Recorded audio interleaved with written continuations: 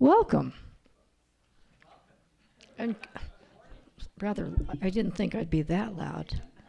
Good morning. Isn't it nice to wake up to a little bit of sunshine? Yep. The cool weather's been good for flowers, but we do like the sun. My name is Victoria McDonald, and I'm the worship associate for the Reverend Kevin Carson. Vic Allen in the back is our tech guy, and our music this morning comes to us via June Cannon. We're glad to see you, June.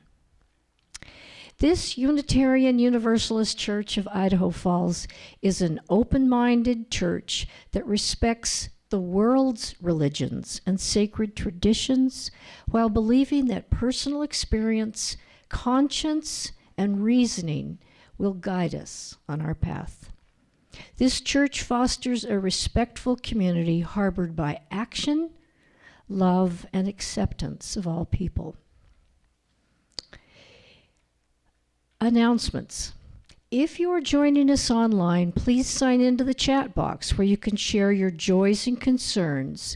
Letting others know about our lives enable us to bond in these difficult times. If you're online, you might want to light your own candle during the chalice lighting of Reverend Kevin. Announcements. Please silence your phones. Our second Sunday meal next week, June 11th, will be a picnic, not a potluck, that will be held outside in the Peace Garden. Please bring your own lawn chair, a tasty lunch, and drinks. Leashed dogs are invited, and even if they're a little bit rowdy, it's okay. Just not too rowdy. It's up to you. And the offertory on the second Sunday, June 11th again, will be donated to the Change for Change recipient, Habitat for Humanity. Karen Lansing's talk a month ago about Habitat was truly inspiring. I'm even going to volunteer with the time that I don't really have. And I'm sure our donation will be carefully spent.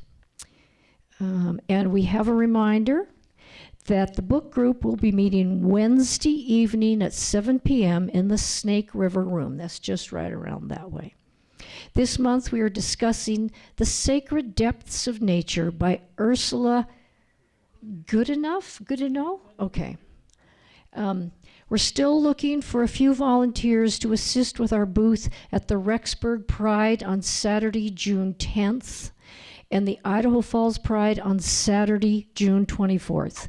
Please contact Reverend Kevin if you're interested. We've allowed the Pride to use our parking lot for years, and we're very pleased to have them. Finally, today we are celebrating the centennial of the flower ceremony, the 100th centennial. During the prelude, you are invited to come forward, grab a flower, and place your flower in the vase. Is that correct? Okay, and if you have them, that's fine too. Yeah, we have lots of flowers. These were the ones that didn't have to endure the storm of May 23rd. If you are joining us online and would like a flower placed in the vase for you, please indicate so in the chat window. And Reverend Kevin will talk about the story of this ritual in his sermon. So I think, on June 27th, I believe, Layla knows more, there will be a memorial for Bonnie Anderson to be held in her home on 348 H Street, and I think it's from 11 to 4. Layla might know, but I just remember that. Okay. Okay. So, ringing the Peace Bowl. Ringing the Peace Bowl designates a time for us to slow down and enter a brief meditative state where we can allow peace to enter our body via our breath. Breathing deeply is a universal method for calming busy minds and bodies. Enjoy the space.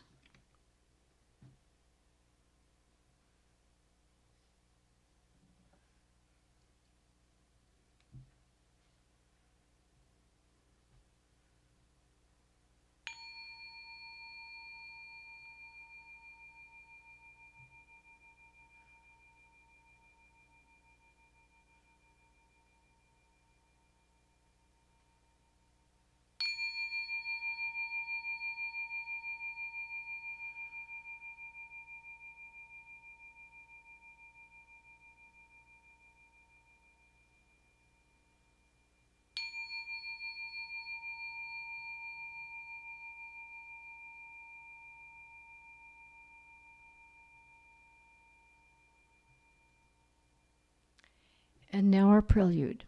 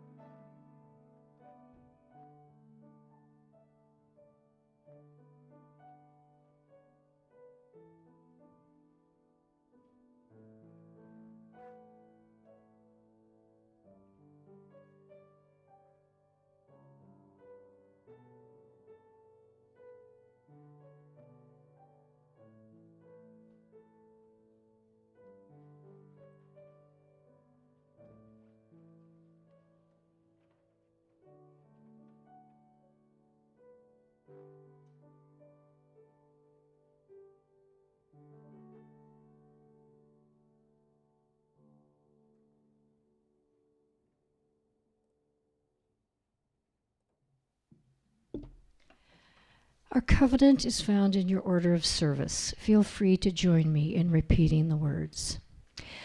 Love is the spirit of this community, and service its law. This is our great covenant, to dwell together in peace, to seek the truth in love, and to help one another. Our chalice lighting will be done by Reverend Kevin.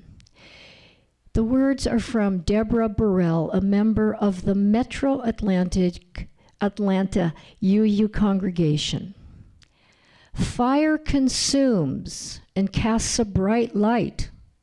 May our chalice flame consume our regrets from the past, our fears about the future, and our worries about today.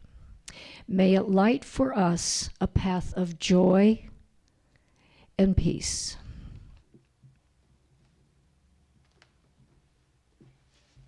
Good morning. Our call to worship this morning is the poem Moccasin Flowers by Mary Oliver. All my life so far, I have loved more than one thing, including the mossy hooves of dreams, including the spongy litter under the tall trees. In spring, the moccasin flowers reach for the crackling lick of the sun and burn down. Sometimes in the shadows I see hazy eyes, the lamb lips of oblivion, its deep drowse, and I can imagine a new nothing in the universe. The matted leaves splitting open, revealing the black planks of the stairs. But all my life so far, I have loved best how the flowers rise and open, how the pink lungs of their bodies enter the fore of the world and stand there shining and willing, the one thing they can do before they shuffle forward into the floor of darkness. They become the trees. I invite you now to rise in body or spirit and join in singing our opening hymn, number 76, For Flowers That Bloom About Our Feet.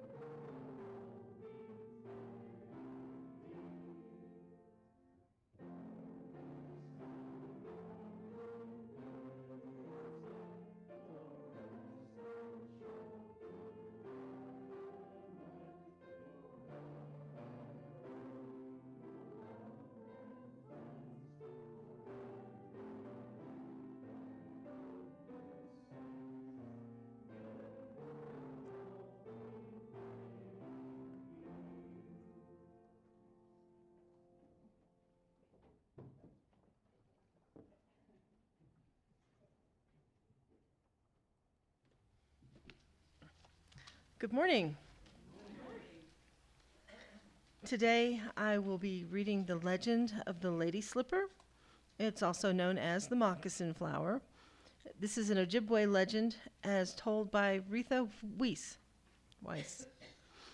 This story is about the pink lady slipper flower, which is a wild orchid only found in the eastern forests of the United States. If you look on the cover of your order of service, that's what they look like. Now, out here in Idaho, we have the white mountain lady slipper, which is a close relative. So, many winters ago, on the shores of the Great Lake, there lived a young Ojibwe maiden who adored her older brother. He was the best at everything young braves should know. He tracked forest creatures and mimicked their calls. He was swift and silent in the woods and swam like an otter. The tribe gave him the task of messenger for the village.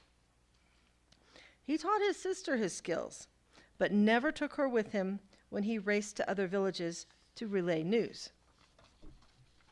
One winter day, an old woman in the girls' village became sick.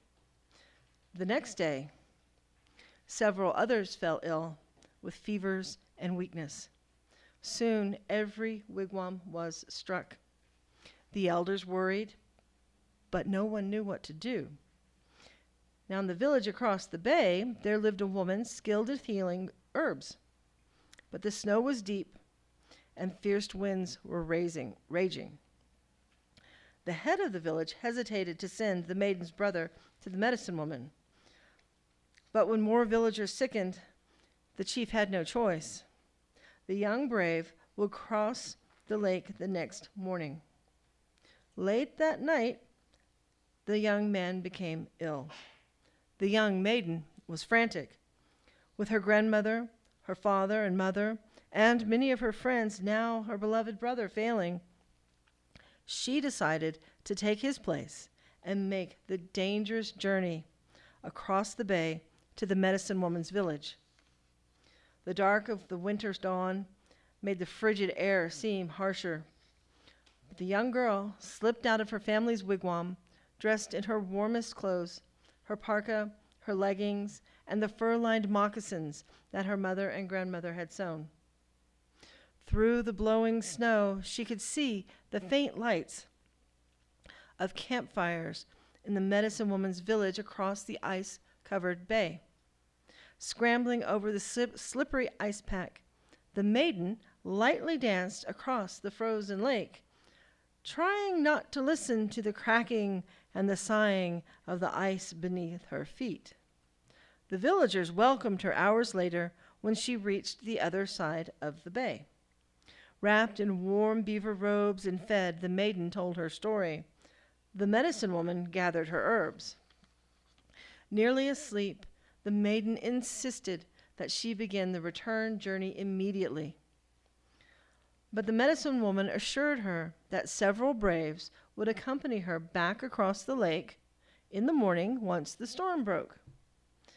When the wind stopped, the girl awoke. It was dark and still. Worrying about her family, she decided not to wait for the braves. Dressing quietly in her warm, dry clothes, she put the pouch of medicine around her neck and slipped down to the lake shore. She tried again to dance lightly across the drifted snow. It was too deep. She sank deeply with each step. Exhausted, she lay back in the snow, panting for breath. Then she remembered her brother's lessons and the otter playing in the snow as if it were water. Slowly, letting the snow support her, she began to swim through the deep snow.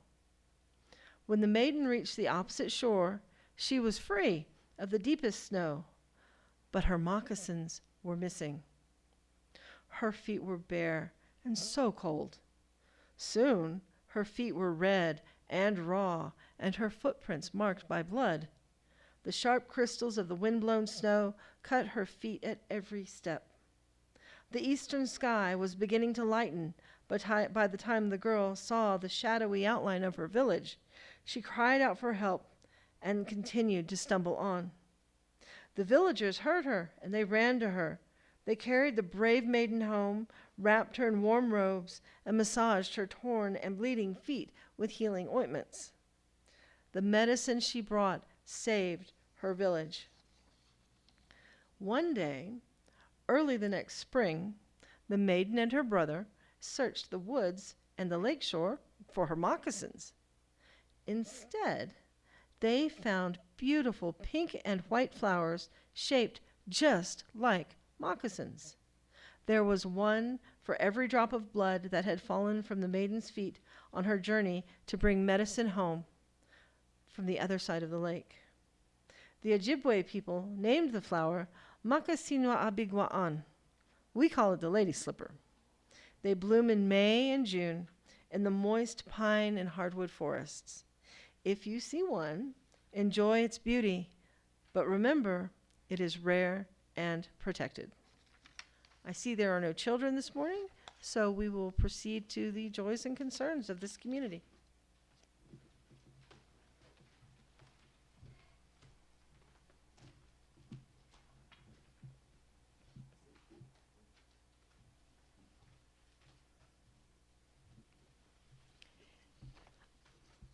Joys and concerns, we have quite a few. And Vic, do you see any online?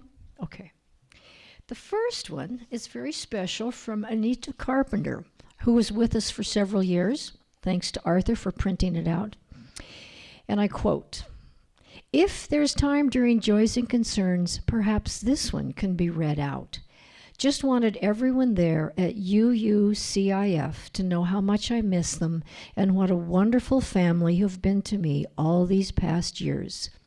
Wishing everyone well and hope that you enjoy the flower ceremony." And P.S. Arizona is really beautiful and I am meeting new people and making friends. Appreciate all the contact that I've been able to maintain with several of you. Makes me realize that we truly do live in a small world. Thanks, Anita. I have two others. Molly Brinkerhoff has a joy. We had a successful garage sale yesterday, but the real joy was meeting some neighbors who liked my liberal sign, and a woman who was so excited to get one of Michelle Obama's books, and then talking to her. Rosie has a joy. Welcome Deborah. It is her first time here. Also welcome Belle. It's her first time also. And Jocelyn, her first time. Bob and Roby have a joy. Democrats and Republicans compromised to raise the debt ceiling and avert a crisis. Hooray. Yes, indeed. I have a few joys. Jessica Kuiper's children are vacationing with their grandparents, and Jessica is visiting a friend in Seattle. And I have a joy that I have one flower. After the flood, all my mother's flowers were destroyed, but the iris came up starting the day after the flood. And so it's a beautiful iris, and we have some in our garden. And I hope they're still there when we have our picnic. And so, if that's all, Reverend Kevin will light one more candle for the joys and concerns that have not been expressed, but are in our hearts. Peace be with you.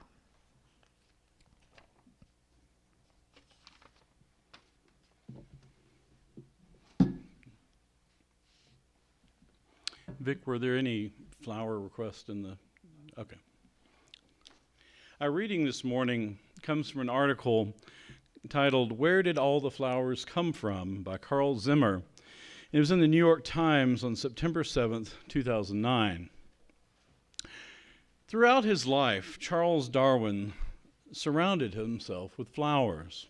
When he was 10, he wrote down each time a peony bloomed in his father's garden. When he bought a house to raise his own family, he turned the grounds into a botanical field station where he experimented on flowers until his death.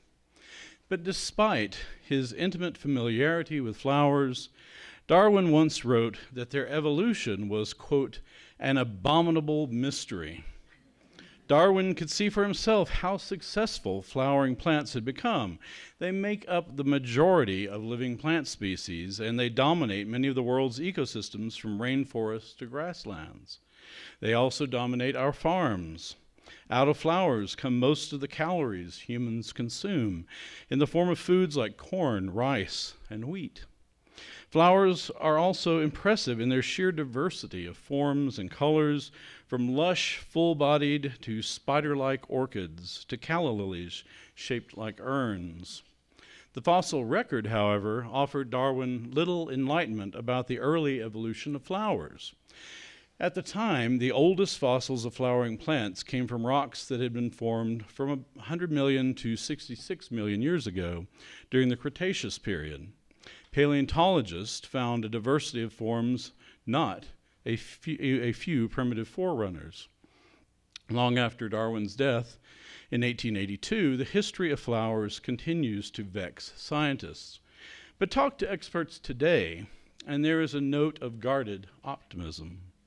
"There's an energy that I haven't seen in my lifetime," said William Friedman, an evolutionary biologist at the University of Colorado Boulder. The discovery of new fossils is one source of that excitement. But scientists are also finding a wealth of clues in living flowers and their genes. They are teasing apart the recipes encoded in plant DNA for building different kinds of flowers. Their research indicates that flowers evolved into their marvelous diversity in much the same way as eyes and limbs, through the recycling of old genes for new jobs. Until recently, scientists were divided over how flowers were related to other plants. Thanks to studies of plant DNA, their kinship is clearer. It is now clear, for example, that the closest living relatives to flowers are flowerless species that produce seeds, a group that includes pine trees and ginkgos. Unfortunately, the plants are all closely related to one another, and none is more closely related to flowers than any of the others. The plants that might document the early stages in the emergence of the flower apparently became extinct millions of years ago. The only way to find them is through the fossils, Dr. Doyle said. In the past few years, scientists have pushed back the fossil record of flowers to about 136 million years ago. They have also found a number of fossils of mysterious extinct seed plants, some of which produce seeds and structures that look faintly like flowers. But the most intriguing fossils are also the most fragmentary, leaving paleobotanists divided over which of them might be closely related to flowers. There's no consensus, Dr. Doyle said. But there is a consensus when it comes to the early evolution of flowers themselves. By studying the DNA of many flowering plants, scientists have found that a handful of species represent the oldest lineages alive today. The oldest branch of all is represented by just one species, a shrub called Amborella that is found only on the island of New Caledonia in the South Pacific. Water lilies and star anise represent the two next oldest living lineages alive today. If you could travel back to 130 million years ago, you might not be impressed with the earliest flowers. They didn't look like they were going anywhere, Dr. Doyle said. Those early flowers were small and rare, living in the shadows of far more successful non-flowering plants. It took many millions of years for flowers to hit their stride. Around 120 million years ago, a new branch of flowers evolved that came to dominate many forests and explode in diversity. That lineage includes 99% of all species of flowering plants on Earth today, ranging from magnolias to dandelions to pumpkins. That explosion in diversity also produced the burst of flower fossils that so puzzled Darwin. An offering to support the mission of this congregation will now be given and gratefully received.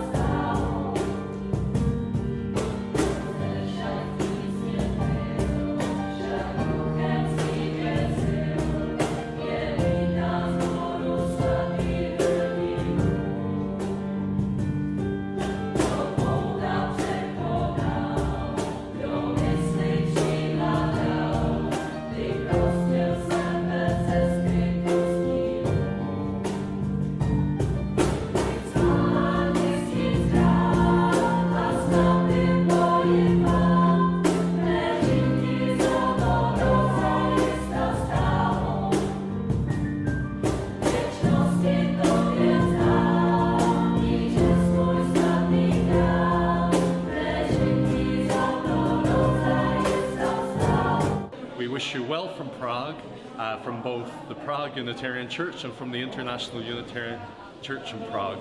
May God bless you, and may you have a happy, happy flower communion.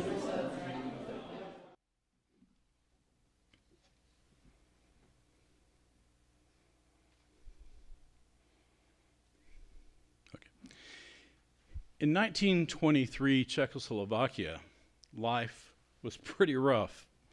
It had been 5 years since Czechoslovakia gained its independence from Austria-Hungary in the aftermath of the First World War. And while Czechs were enjoying their new freedom, they were still facing the severe economic hardships of post-war Europe, conditions that would give rise to fascism in Italy and Germany. Hunger and the lack of adequate clothing and other basic necessities was rampant. One glimmer of hope, though, was the return of religious freedom to the Czechs who had long valued the right to religious dissent and who had suffered under the oppressive Roman Catholicism of the Habsburg monarchy in Austria-Hungary. One of the leading free thinkers of that period was Norbert Čapek, who led a new, rapidly growing congregation of Unitarians in Prague.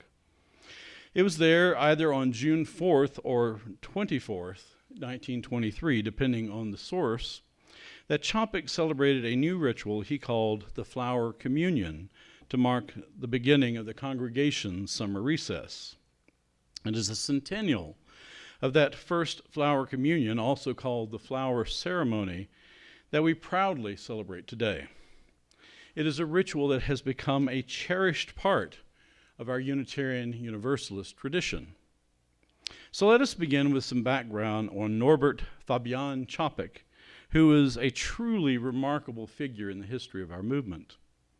Čapek was born on June 3, 1870, in the village of Radomyšl in Bohemia, which is in the western region of what is now the Czech Republic.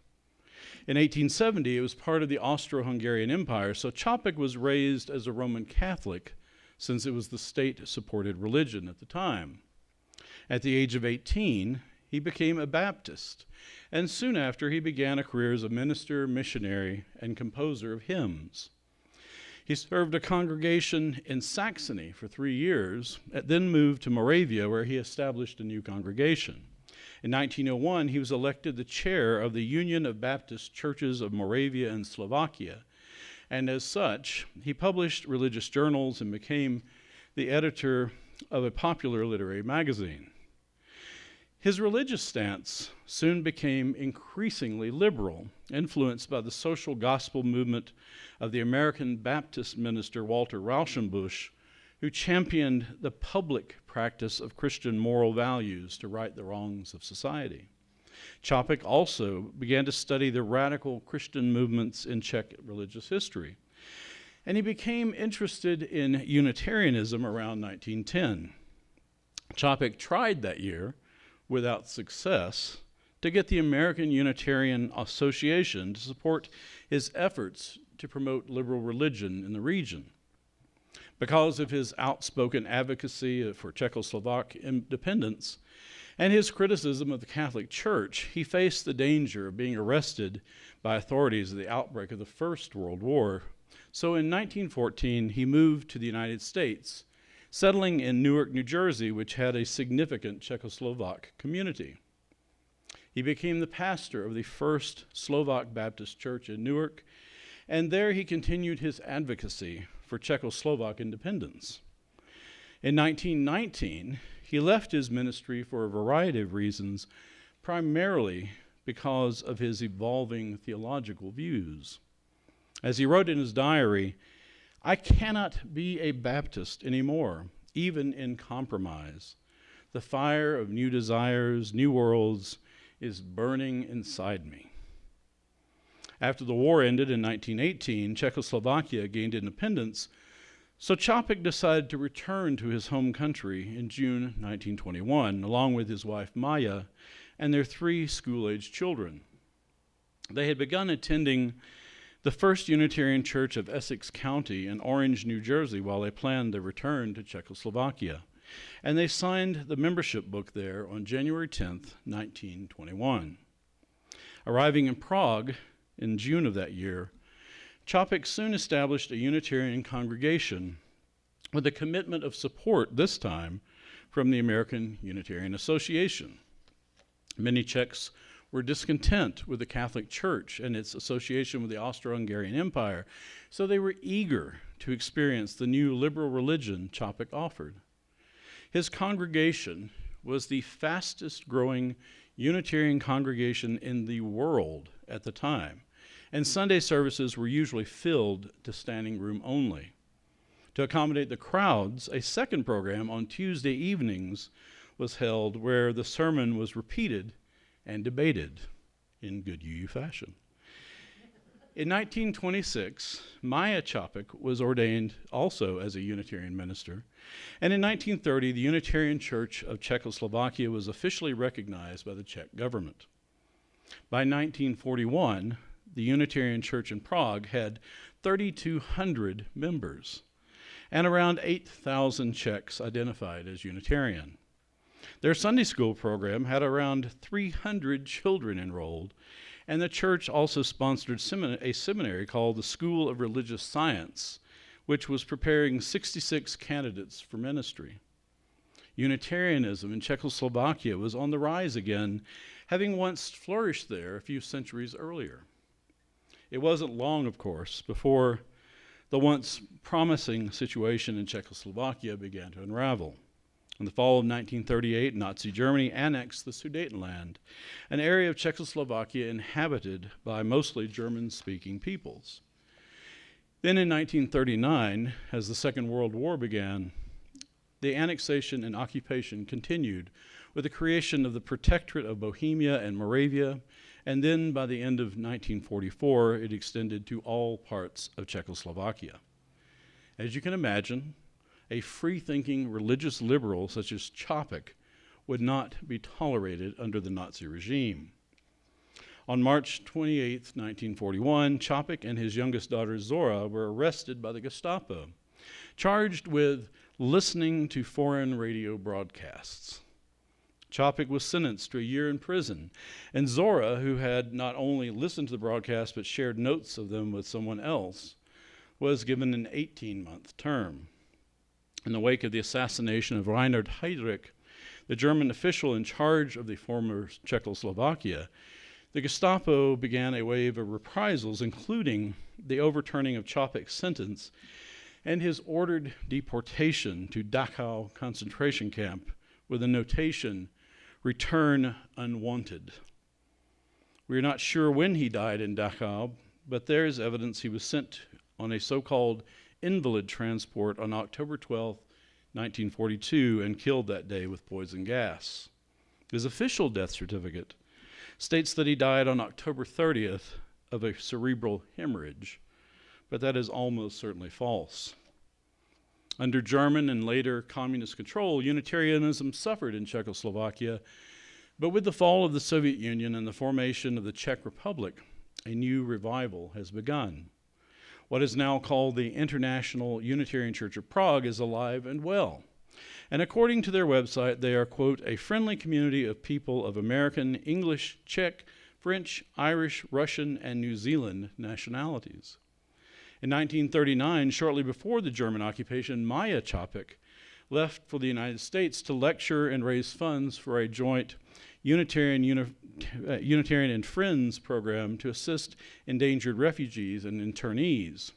She learned of her husband's deportation to Dachau, but she did not learn of his death until after the war. After her lecture tour, she served as a minister in New Bedford, Massachusetts for 3 years. And then from 1944 to 1950, she worked for the United Nations Relief and Rehabilitation Agency, helping displaced persons settle in Yugoslavia, Egypt, and Palestine. She died December 1st, 1966. It is her that we have to thank for introducing the flower ceremony to America, which was first celebrated at the First Parish Unitarian Church in Cambridge, Massachusetts in 1940. Although Čapek's own theology was somewhat theistic, which was more common among Unitarians of his day, he recognized the broad spectrum of beliefs that brings religious liberals together as a spiritual community then and now. According to Czech historian Petr Dolach-Samojský, Čapek had felt that people in the church needed a symbolic ritual that would bind them more closely together. However, because most of the church members had atheist backgrounds, this ritual had to be one that would be accessible to anybody. The differences in people's religious backgrounds should not be an issue. The priority was to emphasize our common identity, our human identity, and the presence of God who gives life to all of us. The flower communion became this ritual. Čapek introduced this special service to the church on June 4th, 1923, 100 years ago today. It is possible that Čapek was familiar or inspired by the service of the Flower Sunday or Flower Service or other similar services of American Unitarians and other Christians from the 19th and early 20th century. These services, however, lack the main characteristic of Čapek's service, the notion of people's unity symbolized by flowers in one vase or basket. Therefore, the credit for the invention of the flower communion, as it is known and used today, needs to be given only to Čapek himself. In an article he wrote in 1924, Čapek described 4 reasons why he chose the flower as the symbol for this ritual. We have chosen flowers, nature's most tender, common, and beautiful gift, as our symbol and sacrament. A flower is divine. You cannot create it, whatever effort you make. You can create only a dead forgery without fragrance or life, nothing more. What is supposed to be expressed in our symbol, our sacrament? 1, each of us is symbolized by a flower. 2, flowers together in a vase symbolize fellowship, our commonality. 3, the way we brought and carried the flowers symbolizes voluntarism, freedom.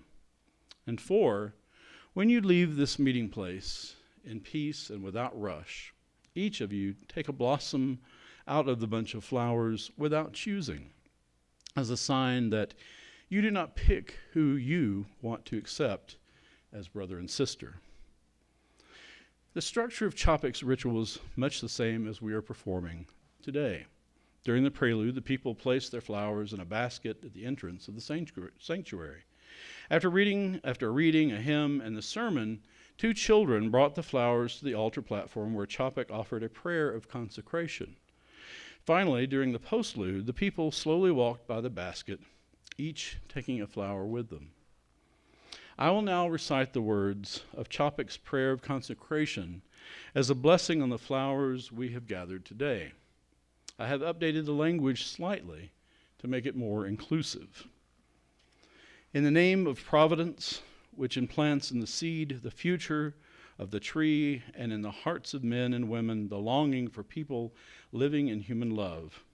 In the name of the highest, in whom we move and who makes the mother and father, the brother, sister, and siblings what they are. In the name of sages and great religious leaders who sacrificed their lives to hasten the coming of peace and justice, let us renew our resolution sincerely to be real siblings regardless of any kind of bar which estranges one from another. In this holy resolution, may we be strengthened, knowing that we are God's family, that one Spirit, the Spirit of love, unites us, and may we endeavor for a more perfect and a more joyful life. Amen. The first flower communion was greatly appreciated by Čapek's congregation, and the ritual has continued to be celebrated annually in Czech churches ever since. After World War II, it also became a commemoration of Čapek's tragic death, a true martyr for religious freedom. It has since become a beloved ritual celebrated by Unitarians in the United States, Canada, England, and other countries around the world. It represents a fundamental principle of Čapek's theology centered on the harmony among people, what he called learning, quote, the great art of living, and living together in their fellowships. As Samoyski concludes in his History of the Flower Communion, the message contained in the basic notion of flower communion points directly to the basic character of human nature, people's unique diversity and unity, since all of them share the common gift of life through the same principle of creation and also equally before God. The flower communion is used especially because of its emphasis on a non-elitist approach to addressing traditional ideological questions and problems that have to be present in any kind of human society. In flower communion, the truth as a disclosure of reality is contained and described in a pluralistic way without being discriminating. The flower communion's message, because of its simplicity and clarity, is open to reinterpretation and stays rich and colorful. I think it is especially appropriate that we are celebrating the flower ceremony this morning, not only because it marks the centennial of this Unitarian ritual, but because we do so at the beginning of Pride Month, a time for celebrating diversity and commonality in our pluralistic society. I can think of no better way to honor the legacy of Norbert Čapek. During our postlude, please come forth and take a flower from the vase to take with you. And as you do so, I invite you to think about the beauty and diversity of this congregation and our larger community, symbolized by the unique beauty of each flower, those ancient and mysterious companions in the wondrous web of life. I invite you now to join in our closing hymn, number 65, The Sweet June Days.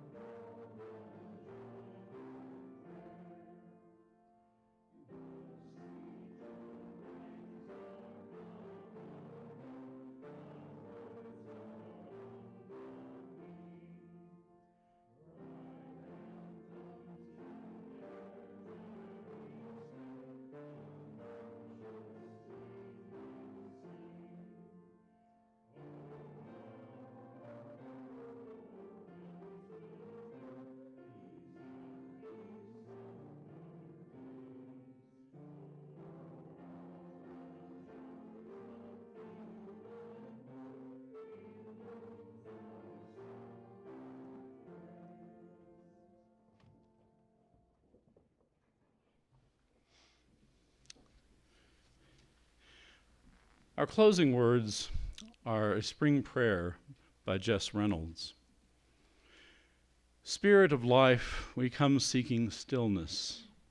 The world is bursting with green, with frenetic energy and a desperate need to fill the empty spaces with life. We are bursting too, our hands frantic to fill the blank slots on our calendars and the empty spaces in our gardens. We all have leafless branches and flat, dark soil. There is no guarantee that we will sprout this year as we have before. Spirit of life, we seek your blessing. May your hands join ours as we tend our gardens, coaxing life from our sleeping seeds. May you sight with us in the quiet, settling our hearts into a place for waiting, taking in the sun and rain so that we too might bloom. Blessed be.